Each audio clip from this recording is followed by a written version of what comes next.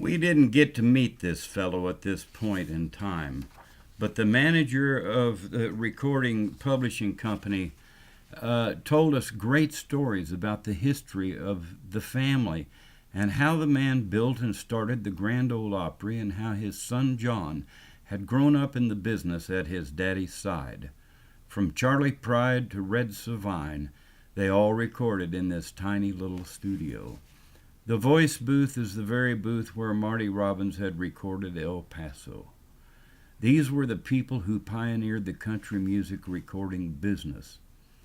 Why they decided to build Nashville, I'll never know. I suppose they didn't decide. They just got involved as sponsors for the only radio station in Nashville because John's daddy owned the gas and power company. But anyway, the man built and owned Cedar Wood Publishing Company, at one point in time the richest publishing company in town, or close to it. As the years went by, this man started losing interest and stepped aside and let his son John run the publishing end and more of the recording. They had a team of professional writers, and the songs would be written, and then the musicians would be called, and the songs would be recorded. At that point, a group of song promoters would take the tapes around to the stars and try to create enough interest in the songs for someone to record them. Record companies, artists, and artist managers would have to be contacted over and over again in order to sell one song. Let me explain something right now. There are so many publishing companies in Nashville, it is unbelievable. Millions of independent songwriters, and they all want to sell a song to Willie Merle, Johnny Cash, Randy Travis, Alan Jackson, Travis Tritt, George Strait, and the like, and all of the people who are new stars nowadays. You must also remember that the record companies that own these stars also are telling the artist what to record.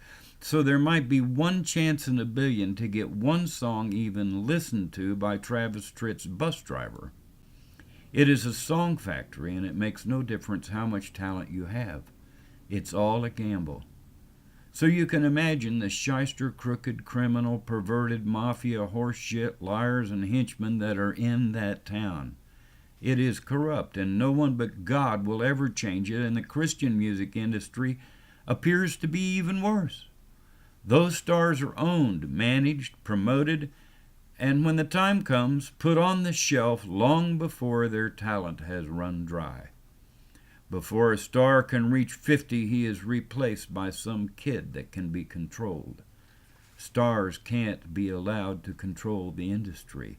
They must be put out to pasture and not even allowed to have their own songs played on the radio. You would not believe the great albums that have been recorded by the older stars in the last 20 years, and the public never gets to hear them. The radio stations are owned and managed by the 5 major labels, and so are the stars. It's all business and has nothing to do with creativity and talent and art.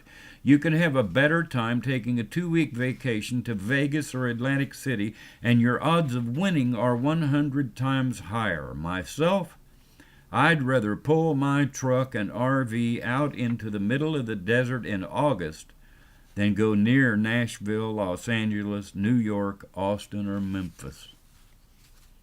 Something you must remember is that I did not know any of these things as I borrowed $3,000 from a stranger to record my first album.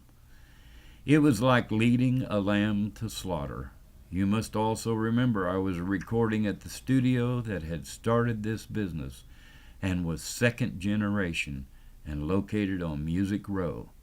I hope I've laid some background for you.